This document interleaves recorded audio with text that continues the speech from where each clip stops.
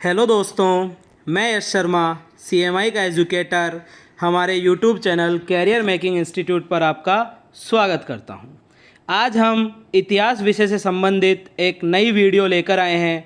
आप इस वीडियो को पूरा देखें, लाइक करें, शेयर करें, कमेंट करें और हमारे channel career making institute CMI को सब्सक्राइब करें। बेल आइकन का बटन दबाएं जिससे हमारे सभी वीडियोस की नोटिफिकेशन आपको मिलती रहे। आइए शुरू करते हैं। हड़प्पा संस्कृति, कांस्य युगीन सभ्यता। हाँ तो दोस्तों, शुरू करते हैं। हड़प्पा संस्कृति यानी एक कांस्य युग की सभ्यता। देखिए, हड़प्पा संस्कृति काफ़ी सारी ताम्रपाषाण संस्कृतियों से भी प्राचीन है, लेकिन इसमें जो सबसे बड़ी विशेषता है वो है इसका कांस्य युगीन होना। और कांस्य युग में इसको कांस्य युगीन सभ्यता क्यों कहा? क्योंकि इसमें कांस्य यानी कांसा, जो एक धातु थी, उसका सर्वप्रथम प्रयोग किया गया। कांसा क्या है? एक यौगिक धातु है जो किससे मिलकर बनी होती है? टिन प्लस तांबे से।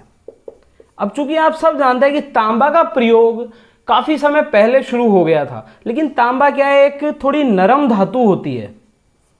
तांबा एक नरम धातु होती है और टिन एक थोड़ी सी, मतलब हम कहना चाहेंगे कि काफी कठोर टाइप की एक धातु होती है। तो इन दोनों के यौगिक को मिलाकर के हमने एक नया मिश्रण बनाया जो कहलाया कांसा। अब ये कांसा जो धातु थी, ये तांबे से कठोर थी और टिन से थोड़ी नरम थी, और इन दोनों को मिलकर के, इन दोनों के मिलने से कांसा बना। टिन और तांबे के मिलने से कांसा बना, और यही कांसा एक नए युग की पहचान था। अब हड़प्पा संस्कृति, इसका अगर हम टाइम पीरियड देखें तो हड़प्पा संस्कृति दुनिया की लगभग सभी प्राचीन सभ्यताओं में से एक है, और इसका जो टाइम पीरियड है वो अनेक विद्वानों ने काफ़ी अलग अलग, लेकिन जो सबसे इम्पोर्टेंट और सबसे ज़्यादा मानक पद्धति है वो है C14 यानी कार्बन डेटिंग पद्धति। और इस कार्बन डेटिंग पद्धति यानी किस जीव के अंदर कितना कार्बन अभी बाकी मात्रा में है, उसके हिसाब से कुछ अपना टाइम पीरियड बताती है, और उसके हिसाब से हमें जो इसका टाइम पीरियड मिलता है वो है 2350 BC से लेके 1750 BC तक। हिंदी में अगर हम इसे कहना चाहें तो ईसा पूर्व से लेके 2350 ईसा पूर्व से लेके 1750 ईसा पूर्व तक। ये जो टाइम पीरियड है ये हड़प्पा सभ्यता का सबसे मानक टाइम पीरियड है, कि यानी इस सभ्यता का जो शुरुआत कहें या उत्कर्ष कहें, वो टाइम पीरियड 2350 BC के आसपास से, और 1750 BC आते आते ये सभ्यता अपने पतन की ओर अग्रसर हो गई थी। अब आते हैं हम हड़प्पा सभ्यता के बारे में। अब हड़प्पा सभ्यता क्या है, इसका क्षेत्रफल हम देखेंगे तो हड़प्पा सभ्यता अपने चारों दिशाओं में, यानी ये नॉर्थ, ये साउथ, ये ईस्ट और ये वेस्ट। तो नॉर्थ में ये कहाँ फैली हुई है? मांडा। नॉर्थ में ये फैली हुई है मांडा। मांडा कहाँ है? जम्मू और कश्मीर में। साउथ, तो साउथ में कहाँ तक फैली हुई है? दैमाबाद। दैमाबाद ये कहाँ पे है? महाराष्ट्र में। अगर हम इसके पूर्व में जाएंगे तो पूर्व में ये आलमगीरपुर, आलमगीरपुर, और आलमगीरपुर कहाँ है? यूपी में, और यूपी में भी कहाँ? मेरठ के पास। मेरठ ये वही छावनी है जहां पे 1857 का विद्रोह हुआ था। और वेस्ट यानी पश्चिम में भी सभ्यता कहां तक थी? ये थी सुत का गैंडोर। हो सकता है काफ़ी विद्यार्थी इसका नाम आज पहली बार सुन रहे हों, लेकिन ये नाम आपने ज़रूर सुना होगा, अफ़गानिस्तान। ये एक देश है अफगानिस्तान। इधर हमारे उत्तर में हम इसको देखेंगे, यानी ये वेस्ट में फैली है अफगानिस्तान तक, उत्तर में फैली है जम्मू कश्मीर तक, साउथ में फैली है महाराष्ट्र यानी दैमाबाद, और पूर्व में फैली है आलमगीरपुर यानी उत्तर प्रदेश। और उत्तर प्रदेश में भी ये जो सबसे फेमस जगह है मेरठ छावनी, जहाँ पे हुआ करती थी। तो इस एरिया में, इस संपूर्ण एरिया में क्या फैला हुआ था? पूरी हड़प्पा सभ्यता। और हड़प्पा सभ्यता का अगर आप पूरा क्षेत्रफल देखेंगे तो इसका क्षेत्रफल है 12,99,600 वर्ग किलोमीटर, यानी कि 12,99,600 वर्ग किलोमीटर। ये हमारी हड़प्पा सभ्यता का उस समय का कुल क्षेत्रफल है, जो अभी तक हमारे सामने अस्तित्व में आई है।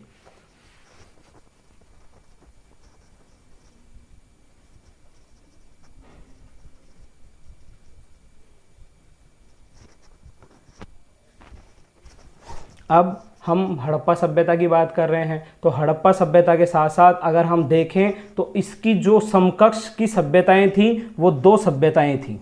एक थी मिस्र की सभ्यता, एक थी मेसोपोटामिया की सभ्यता। एक मिस्र और दूसरी मेसोपोटामिया। मेसोपोटामिया मिस्र की सभ्यता और मेसोपोटामिया की सभ्यता। मिस्र की सभ्यता अफ्रीका, अफ्रीका, और ये मेसोपोटामिया की सभ्यता कहाँ है? ये है इराक और ईरान में।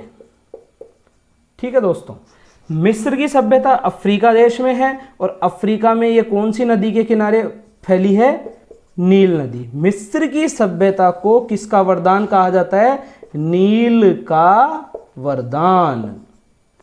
और मेसोपोटामिया की सभ्यता कहाँ पे है? ईरान और इराक में। और ये फैली कहाँ है? कौन सी नदियों के किनारे है? तो ये है दजला और फरात। अब मिस्र सभ्यता तो किसके किनारे फैली हुई है? नील नदी के किनारे। और मेसोपोटामिया की सभ्यता किसके किनारे फैली हुई है? दजला फरात। और ये दोनों सभ्यताएं किसके समकालीन है? हमारी हड़प्पा संस्कृति के समकालीन। तो ये तो हो गया इसका एक छोटा सा परिचय हड़प्पा संस्कृति का। अब दूसरी जो सबसे मुख्य बात है वो है कि हमने नाम इसका हड़प्पा रख दिया, लेकिन अब इसका नाम हमने हड़प्पा ही क्यों रखा? तो ऐसा भी तो कुछ होगा ना कि भाई हड़प्पा नाम ही क्यों रखा, हम इसका नाम और भी कुछ रख देते, ए रख देते, बी रख देते, सी रख देते। तो हड़प्पा संस्कृति इसका नाम इसलिए रखा कि इस संस्कृति के अवशेष, इसके जैसे जब अनेकों अवशेष मिले तो इनका जो ये पहली बार जब ये अवशेष मिले थे तो ये कहाँ मिले थे? हड़प्पा नामक स्थान पे। अब आप कहेंगे हड़प्पा कहाँ है? तो हड़प्पा किसी समय तो हमारा संपूर्ण हिंदुस्तान हुआ करता था, सिंधु नदी का प्रदेश से लेकर के असम ब्रह्मवर्त का प्रदेश हो गया, उधर नीचे जा करके हम तमिलनाडु कन्याकुमारी तक, और इधर अफगानिस्तान तक, ऊपर जम्मू कश्मीर मांडा जो भी आप देख रहे थे, ये सारा क्षेत्र हमारे हिंदुस्तान का हुआ करता था। लेकिन 1947 में जो हमारा पार्टीशन हुआ, यानी भारत देश का विभाजन हुआ, उसके बाद ये जो हड़प्पा जगह है आज ये कहाँ पे मिलती है? पाकिस्तान में। आज ये कहाँ पे मिलती है? पाकिस्तान में। लेकिन जब इस हड़प्पा नामक सब जगह की खोज हुई थी तब कब हुई थी इसकी खोज? 1921 में। अब 1921 में किसने की थी इसकी खोज? D.R. साहनी, दयाराम जी साहनी, दयाराम साहनी। दयाराम साहनी ने हड़प्पा स्थल, हड़प्पा नामक एक स्थल की खोज की। कब की? 1921 में। और ये स्थल कहाँ था? ये थे सिंधु नदी के किनारे।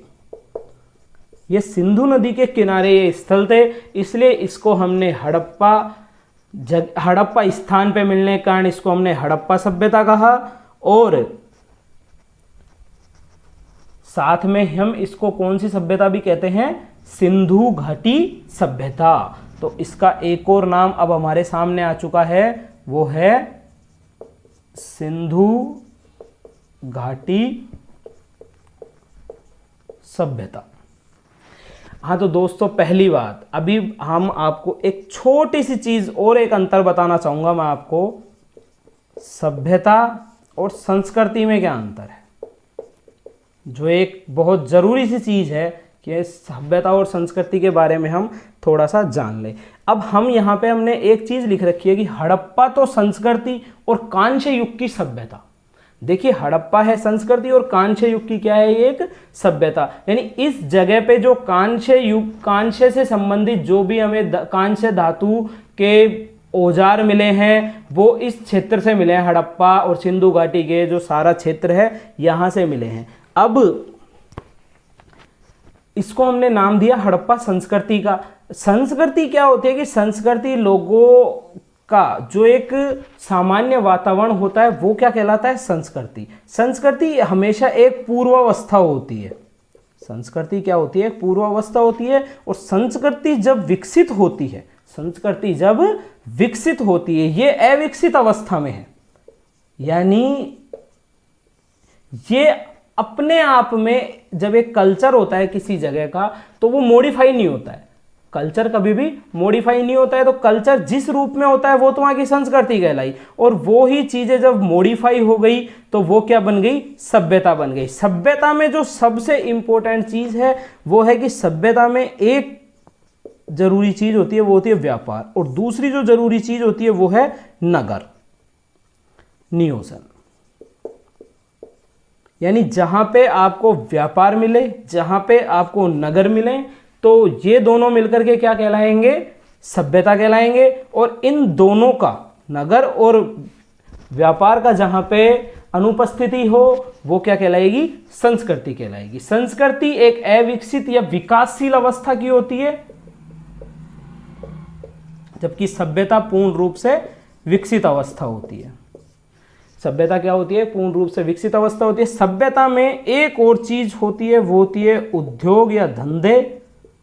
और संस्कृति में कृषि और पशुपालन। इनकी जो अर्थव्यवस्था, संस्कृति की जो अर्थव्यवस्था होती है, इकोनॉमी हम कहें तो वो बेस्ड होती है कृषि और पशुपालन पे। और सभ्यता की इकोनॉमी होती है उद्योग धंधे, व्यापार और सेवाओं पर बेस्ड होती है।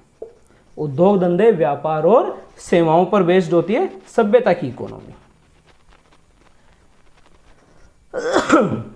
सॉरी दोस्तों। अब हम आते हैं हड़प्पा सभ्यता की सबसे बड़ी विशेषता। इसकी जो सबसे प्रमुख विशेषता, सबसे प्रमुख विशेषता, हड़प्पा की जो सबसे प्रमुख विशेषता थी वो क्या थी, इसका नगर नियोजन। हड़प्पा सभ्यता की सबसे प्रमुख विशेषता क्या है, इसका नगर नियोजन। यानी हड़प्पा सभ्यता में क्या बना था, नगर बने हुए थे। हड़प्पा सभ्यता में नगर बने हुए थे। और नगर भी कैसे बने हुए थे, ग्रिड पद्धति। शतरंज देखा होगा आपने, शतरंज में कुछ ऐसा बना हुआ होता है। तो इस प्रकार से इसके नगर बने हुए थे।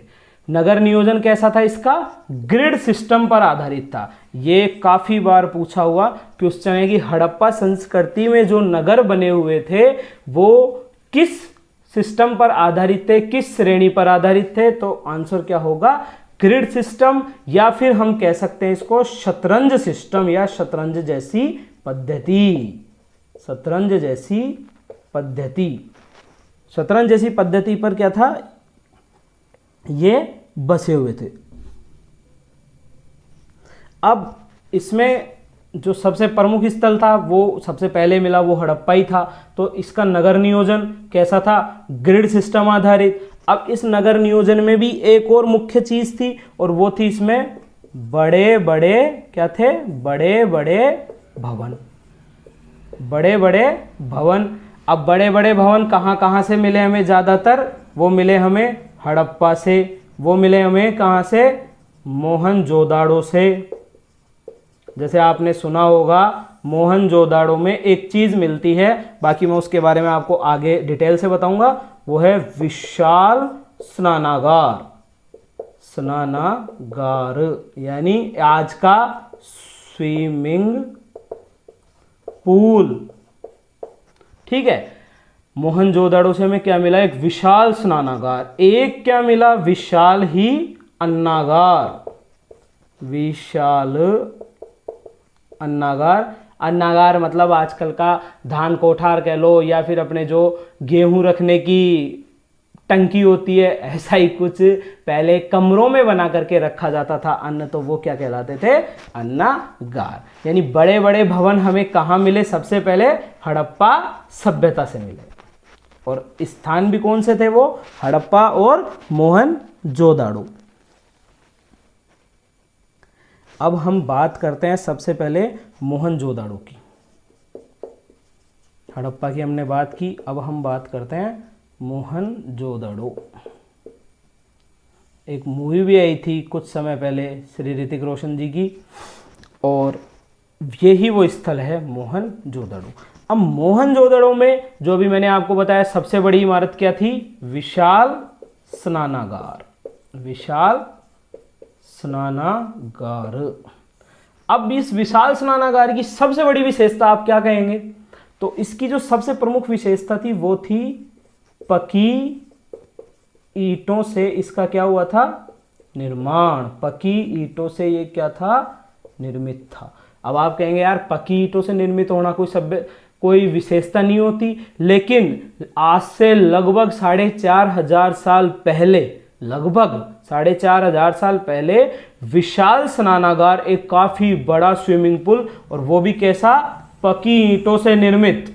कैसा स्विमिंग पूल था? पक्की ईंटों से निर्मित। जबकि हम ये देखते हैं कि उस समय की सभ्यताओं में, अब ये पक्की ईंटें ऐसी नहीं है कि कोई धूप में सुखा दिया, ये पक्की ईंटें कौन सी हैं? जो आजकल हमें भट्टों में पक्के जो ईंटें मिलती है ना, ऐसी ही कुछ वैसी, इतनी ज्यादा अच्छी नहीं, लेकिन कुछ ऐसी ही परिस्थितियों वाली या कहें ऐसी विशेषताओं वाली पक्की ईंटें हमें सबसे पहले कहाँ मिली? मोहनजोदड़ो से। अब उस समय ये सबसे बड़ी विशेषता क्यों थी? क्योंकि जो हमारे सामने मिस्र की सभ्यता थी ना, मिस्र और मेसोपोटामिया, तो मेसोपोटामिया की सभ्यता में तो ईंटों का कहीं कोई स्थान ही नहीं था, और जो मिस्र की सभ्यता थी, यहाँ पे ईंट कैसे बनाई जाती थी? धूप में सुखाकर। धूप में सुखाकर। यानी अब आप देखेंगे कि एक जगह ईंटें कैसी बन रही हैं? पक्की ईंटें बन रही हैं, यानी आज के हमारे जो ईंट भट्टे होते हैं ऐसी पक्की ईंटें, और दूसरी केवल धूप में सुखा करके। तो बताइए अब क्या आप ये कह पाएंगे कि हम विकसित थे, हम एक सभ्यता थे? अब नेक्स्ट आते हैं हम इसी में दूसरी बड़ी चीज, जैसे एक विशाल अन्नागार हो गया, सॉरी विशाल स्नानागार हो गया, तो अब दूसरी चीज हो गई विशाल अन्नागार। विशाल अन्नागार। अब विशाल अन्नागार जो हो गया, ये कहां की सबसे बड़ी इमारत थी? ये थी मोहनजोदड़ो की सबसे बड़ी इमारत। मोहनजोदड़ो की ये सबसे बड़ी इमारत थी विशाल अन्नागार। और देखिए ये मतलब इसका आपको मैं क्षेत्रफल अगर बताना चाहूं तो इसका क्षेत्रफल था 45.71 मीटर गुणा 15.23 मीटर, यानी लगभग 3:1 के हिसाब से ये थी इसकी लेंथ और ये थी इसकी विड्थ। यानी ये इसकी लंबाई, ये इसकी चौड़ाई, यानी चौड़ाई का लगभग 3 गुना इसकी लंबाई हुआ करती थी। और ये इतना बड़ा विशाल अन्नागार था, इसके अंदर हम अन्न भरा करते थे। अब अन्नागार की जरूरत केवल मोहनजोदड़ो में ही नहीं थी। देखिए मोहनजोदड़ो हो गया, ठीक है, इसके अलावा हड़प्पा, इसके अलावा कालीबंगा, ठीक है, इन जगहों से भी हमें क्या मिले हैं? अन्नागार मिले हैं। क्या मिले हैं? अन्नागार। लेकिन ये विशाल था, ये विशाल था, और ये कैसा था? थोड़े छोटे हुआ करते थे, ये थोड़े छोटे हुआ करते थे। यानी अगर हम ऐसे कहना चाहें कि ये तो राज्य स्तर के खरीदार या राज्य स्तर के अन्न भंडार थे, एफसीआई के गोदाम कहें, कुछ भी कहें, और ये था जो सेंट्रल गवर्नमेंट यानी कहें तो हम दिल्ली स्तर का विशाल अन्नागार हो गया। और ये राज्य स्तर के जो राज्यों की राजधानियों में बने होते हैं एफसीआई के गोदाम, वैसे छोटे गोदाम थे। ये दिल्ली जैसी बड़ी जगहों पर बना हुआ केंद्रीय जो FCI food corporation of India, भारतीय खाद्य निगम का सबसे बड़ा जो कोठार कहें या उसे सबसे बड़ा भंडार गृह कहें, तो ऐसा तो कहाँ था, मोहनजोदड़ो में था, और छोटे वाले भंडार गृह कहाँ थे, हड़प्पा और कालीबंगा में। अब इन अन्नागारों की वजह से हमें सबसे पहले क्या देखने को मिल रहा है कि एक जगह से अनाज, मान लीजिए किसी छोटे किसान, क्योंकि यहाँ पे पशुपालन भी था, सिंधु घाटी सभ्यता में कृषि भी हुआ करती थी, यानी छोटे किसान अपने यानी जो अतिरिक्त गेहूं या धान, जो भी कुछ अतिरिक्त अन्न जो उपजाया है उसको कहाँ लेके जा रहे हैं, छोटी जगहों पर लेके जा रहे हैं, और छोटी जगहों से कहाँ जा रहा है, बड़ी जगह पे। ये देखिए सिर्फ अपना एक ये हमारी एक अपनी बनाई हुई नीति, हमारी बनाई हुई सोच, ऐसा कहीं लिखा हुआ नहीं है। लेकिन हम अगर इनसे, क्योंकि अब ये लोग तो जा चुके हैं, इनके हिसाब से हमें इतिहास का गठन करना है, तो हम ये पाते हैं कि जब एक जगह इतना बड़ा अन्नागार हो और काफ़ी जगह छोटे छोटे अन्नागार हो, तो हमें पता चलता है कि छोटे किसानों से छोटे स्तर पर खरीद करके और फिर यहाँ पे स्टोर करने के बाद उसे बड़े अन्नागारों में भेजा जाता था। तो यानी ये सभ्यता कैसी हो गई, व्यापार प्रधान सभ्यता हो गई। अब दोस्तों इस समय जो सबसे महत्वपूर्ण शिल्प था वो था राजगीर। अब राजगीर हम क्यों कह रहे हैं, इसी को आजकल के टाइम में हम कहेंगे सिविल इंजीनियरिंग। सिविल का जो भी काम हो रहा है वो राजगीर उस समय कि बड़े बड़े भवन निर्माण, भवनों का निर्माण। ठीक है दोस्तों, अब सिंधु घाटी सभ्यता की दूसरी बड़ी हमारे सामने विशेषता आती है इसकी जल निकास प्रणाली।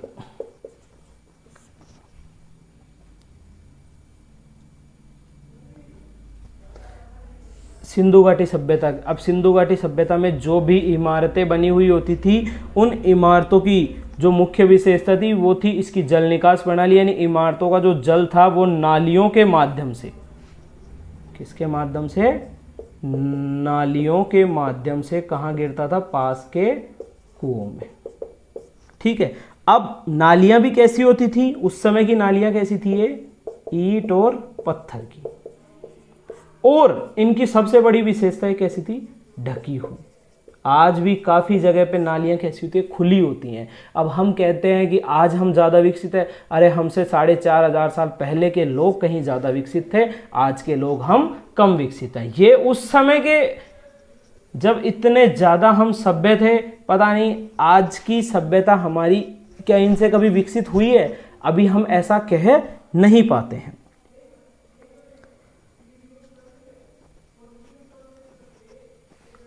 अब इसमें तीसरी जो हड़प्पा सभ्यता की तीसरी एक इम्पोर्टेंट चीज़ है वो है कृषि। अब हड़प्पा सभ्यता में कृषि, तो कृषि कैसे होती थी हड़प्पा सभ्यता में, कहते हैं कि हड़प्पा सभ्यता में कोई ऐसा फल या फावड़ा तो नहीं मिला, लेकिन एक चीज़ मिली है और वो है कूंड। अब ये कूंड जो मिली है, ये कहाँ से मिली है हमें, देखिए कूंड कहाँ से मिली है हमें, कालीबंगा से। और ये कूंड क्या होती है, कूंड को बोलते हैं हल रेखा। यानी जैसे अभी ये मान लीजिए हल है, ये एक हल है, खैर मेरी ड्राइंग बहुत ख़राब है, तो इस हल से अब ज़मीन के अंदर जब ये हल ऐसे चलता जाएगा तो एक हल रेखा बन गई। अब इसकी पहचान की गई तो ये हल रेखा को हमने नाम दिया कूंड। यानी हम कह सकते हैं कि हड़प्पा सभ्यता में कृषि हुआ करती थी। अब इस प्रकार के जो कूंड हमें कालीबंगा से मिले हैं, जिसको हमने हल रेखा कहा है, अब इनसे हम अनुमान लगा सकते हैं कि इस समय यानी हड़प्पा काल में क्या था। अब ये कालीबंगा किस जगह है, अपने राजस्थान में है। हड़प्पा काल में राजस्थान में क्या होता था, हल जोते जाते थे, हल जोते जाते थे। अब हल जोत करके क्या कार्य होता है, तो वो होता है कृषि। अब अगर आप में से किसी भी स्टूडेंट को ये नहीं पता है कि कालीबंगा राजस्थान में कहाँ है, तो हमारे राजस्थान के पश्चिमी भाग में गंगानगर के पास एक और जिला है जिसे कहते हैं हनुमानगढ़। हनुमानगढ़ में ये क्षेत्र स्थित है, जो कि जिसका नाम क्या है, कालीबंगा। अब ये कालीबंगा जो नाम है, इसके लिए एक इसका अर्थ है जिस बताया गया है कि कांच की चूड़ियां, कांच की चूड़ियां। कालीबंगा का अर्थ क्या बताया गया है, कांच की चूड़ियां। अब हमने देखा कि दोस्तों हड़प्पा सभ्यता में कृषि भी हो रही है। अब कृषि हो रही है तो अब कृषि किस चीज़ की होती है, किसी ना किसी फसल की होगी। तो अब हड़प्पा सभ्यता में क्या हो रहा है, कोई ना कोई फसल उगाई जा रही होगी। तो हड़प्पा सभ्यता में जो फसलें उगाई जाती थी, यानी प्रमुख फसलें। अब हड़प्पा सभ्यता की प्रमुख फसलें क्या हैं, तो अब हम देख लेते हैं। गेहूं, ठीक है, नंबर 2 जौ, नंबर 3 गेहूं जौ सॉरी फ्रेंड्स, राई, ठीक है, मटर, तिल, सरसों, चावल,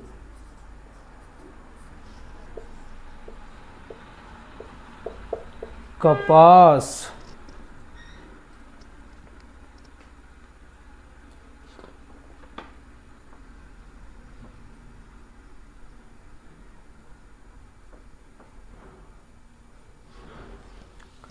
हड़प्पा सभ्यता में क्या थी, प्रमुख फसलें कौन कौन सी थी, गेहूं, जौ, राई, मटर, तिल, सरसों, चावल और कपास। और ये कपास जो फसल थी, ये हमारे हिंदुस्तान से बाहर का जो एरिया था, यानी भारत से बाहर विदेशों में सबसे प्रसिद्ध फसल थी, सबसे प्रसिद्ध फसल थी। क्या थी, कपास।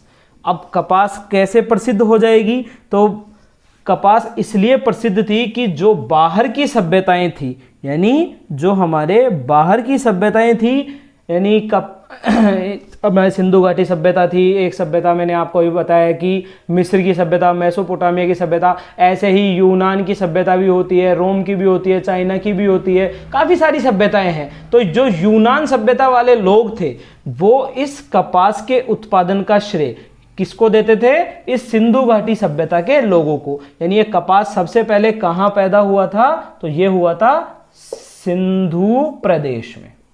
कहाँ हुआ था कपास सबसे पहले पैदा, सिंधु प्रदेश में हुआ था। मैं एक बार इनको मिटाना चाहूंगा क्योंकि ये इन सब चीजों के बारे में शायद आप लोग जानते हैं, लेकिन एक जो सबसे इंपॉर्टेंट है वो है इसमें कपास। ठीक है दोस्तों, तो कपास का सबसे पहले उत्पादन कहाँ हुआ, सिंधु प्रदेश में हुआ।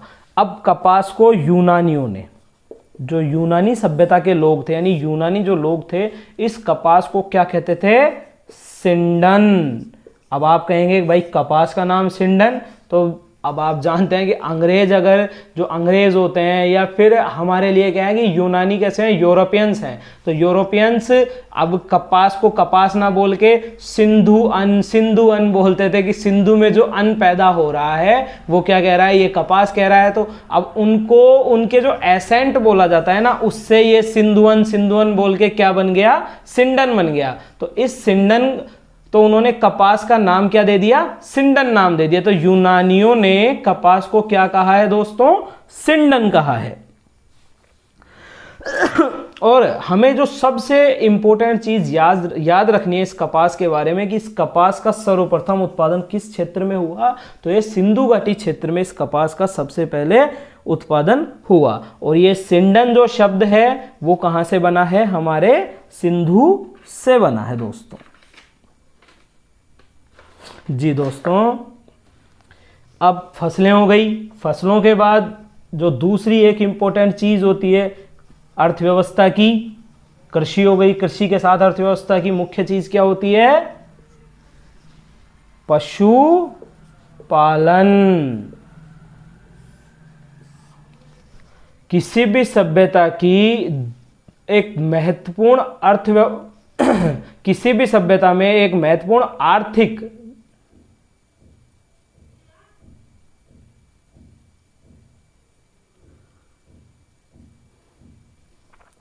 किसी भी सभ्यता या संस्कृति की एक महत्वपूर्ण आर्थिक क्रिया होती है और वो आर्थिक क्रिया क्या कहलाती है दोस्तों?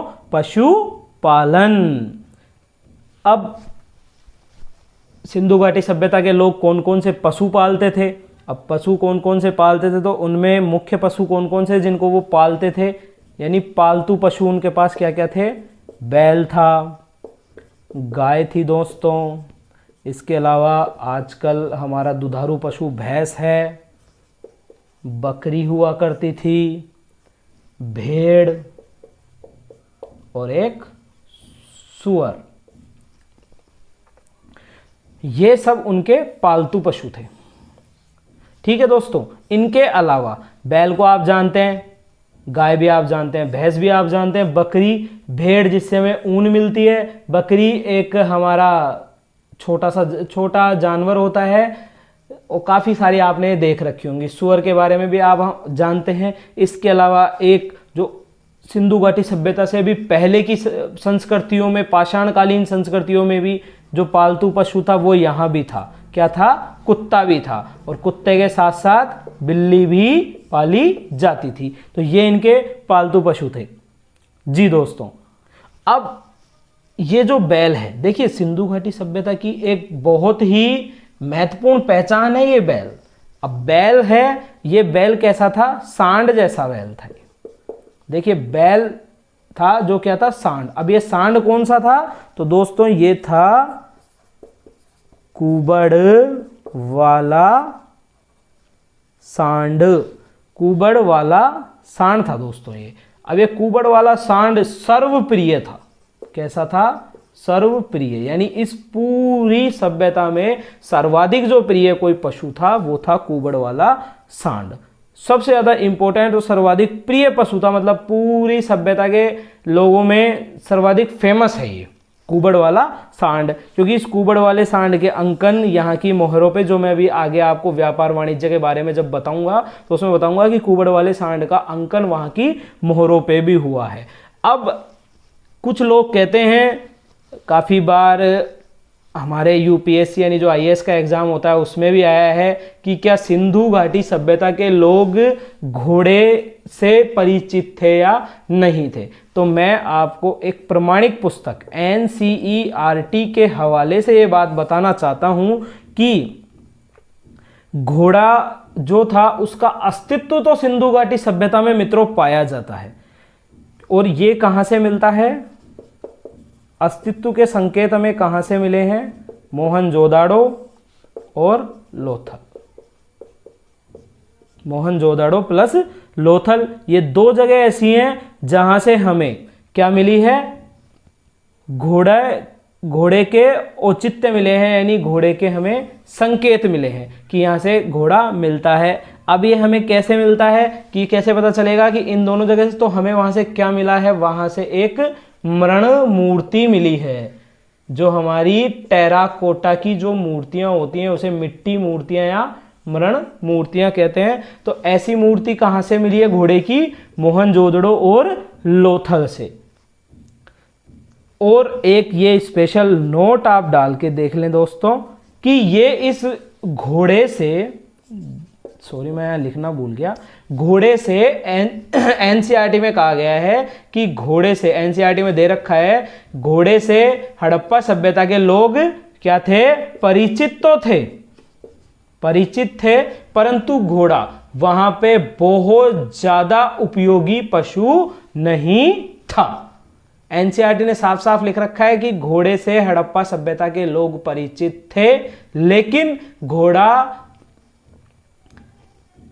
अत्यंत लोकप्रिय पशु नहीं था, अत्यंत उपयोगी पशु भी नहीं था, क्योंकि ये एक शांत सभ्यता थी। देखिए घोड़ों की जरूरत कहां पड़ती है?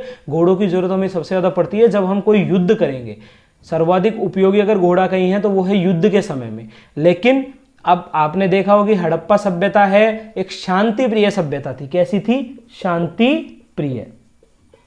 अब शांति प्रिय सभ्यता जब जहां पे युद्ध ही नहीं है वहां घोड़े की आवश्यकता ना के बराबर होती है, इसलिए घोड़े से सिंधु घाटी सभ्यता के लोग परिचित तो हैं, लेकिन घोड़ा वहां पे बहुत ज्यादा फेमस या उपयोगी पशु नहीं है। हाँ, तो मैं आपको नोट बता रहा था, तो आप नोट में डाल लीजिए कि यहां के लोग हाथी और गैंडा से भी परिचित थे। हाथी और गैंडे से भी परिचित थे। जी दोस्तों, अब इसके आगे हम पढ़ते हैं हड़प्पा सभ्यता की शिल्प और तकनीकी। हड़प्पा सभ्यता की शिल्प और तकनीकी। अब हड़प्पा सभ्यता की शिल्प और तकनीकी हम देखें तो मैंने आपको सबसे पहले ही एक चीज बता दी थी, कांसा। लेकिन मैं अब चूंकि यहां पे शिल्प तकनीकी के बारे में बात कर रहे हैं तो मैं छोटा सा लिख देता हूं कि ये कांसा इन्होंने बनाया, और ये कांसा कैसे बना? टिन प्लस तांबा से।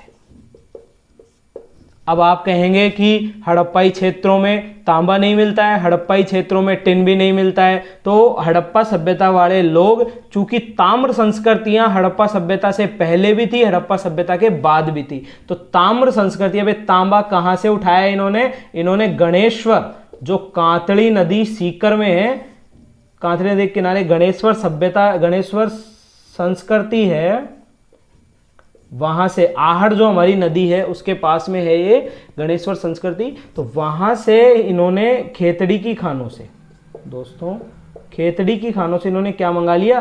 तांबा मंगा लिया। और अफगानिस्तान से इन्होंने क्या मंगा लिया?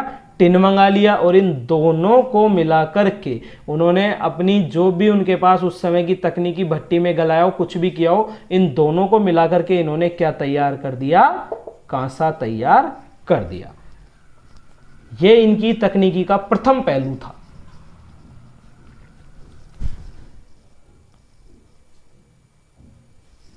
अब हड़प्पा सभ्यता में जो लोग कांसे का काम करते थे, हड़प्पा सभ्यता में जो लोग कांसा बनाने का काम करते थे उनको कसेरा कहा जाता था। कसेरा यानी कांस्य शिल्पी, यानी जो आदमी कांस्य का काम करेगा वो क्या कहलाएगा? कसेरा। जैसे लाख का काम करने वाले को हम लखेरा भी बोलते हैं, तो ऐसे ही चमड़े का काम करने वालों को चर्मकार भी बोलते हैं। इस प्रकार से उस समय कांसे का काम करने वाले कसेरे थे। और ये सामाजिक रूप से बहुत ही महत्वपूर्ण थे। इनका स्थान उच्च स्थानों में था, क्योंकि आपने एक ऐसी नई तकनीक को इजाद दिया है, आप वो काम बखूबी करते हैं, इसलिए इनका सामाजिक जो जीवन था वो उच्चतर था, उच्चतम था, हम कह सकते हैं। अब यहां की तकनीक मैंने आपको फिर एक बार याद दिलाना चाहूंगा कि ईंटें मिली और ईंटों से क्या बनी? इमारत। ईंटों से क्या बनी दोस्तों? इमारत बनी। ईंटें मिली, ईंटों से क्या बनी? इमारत बनी। और ईंटों की सबसे जो इंपॉर्टेंट थी विशेषता वो मैंने आपको पहले बता दी है कि ईंटें कैसी थी? पकी हुई ईंटें थी। पकी हुई ईंटें, यानी वहां पे जो सिविल इंजीनियरिंग यानी इमारत बनाने का जो काम था उसको राजगीर शिल्प, पहले भी बता चुका हूं, पुनः उसका दोहराव कर रहा हूं आपके सामने कि राजगीर शिल्प था वो एक अति महत्वपूर्ण शिल्प हुआ करता था। अब भी आपको एक चीज बताई थी कुछ समय ही पहले कि हमें क्या मिला है? हड़प्पा से कपास मिला है। क्या मिला है? कपास। और कपास जो उगाया जाता था हड़प्पा में, तो कपास से क्या कौन सा उद्योग चलता है? वस्त्र उद्योग। यानी हड़प्पा में वस्त्र उद्योग भी बड़े पैमाने पर प्रचलित था। हड़प्पा सभ्यता के लोग सोना, चांदी, रत्न आदि से भी परिचित थे। जी दोस्तों, सोना, चांदी, रत्न आदि से भी परिचित थे हड़प्पा सभ्यता के लोग। इन सब का काम करते थे। वही स्वर्णकार जो होते हैं वो इनका काम उस समय भी किया करते थे, ये आज भी करते हैं। सोने, चांदी और रत्नों से संबंधित काम। एक और कि कुम्हार जो शिल्प है, यहाँ की जो तकनीक है, उसमें एक चीज और जोड़ दूंगा मैं, भूल रहा था, याद आया कि कुम्हार का जो चाक था, कुम्हार का चाक यानी मृदभांड, यानी मिट्टी के बर्तन, मृदभांड बनाने का कार्य भी काफी ज्यादा फेमस था। कैसे मृदभांड थे? चिकने प्लस चमकीले। कैसे मृदभांड हुआ करते थे? चिकने प्लस चमकीले। तो हड़प्पा सभ्यता की शिल्प और तकनीकी एक काफी विकसित तकनीकी थी। कुछ मैंने आपको बताया कि इन्होंने कांसा बनाया, तांबा और टिन को मिला करके इन्होंने कांसा बना दिया। उसके बाद मैंने आपको बताया कि यहाँ पे कांसे का शिल्प बहुत ज़्यादा इंपॉर्टेंट था, तो उन कांसा बनाने वालों को कसेरा कहा जाता था। ईंटों की इमारतें बनाई जाती थी, राजगीर शिल्प यहाँ पे महत्वपूर्ण था। तो ये सब मैंने आपको यहाँ की शिल्प तकनीकी में बताया। कुम्हार के चाक से मृदभांड बनाए जाते थे, और ये मृदभांड कैसे होते थे? चिकने और चमकीले मृदभांड हुआ करते थे। जी दोस्तों,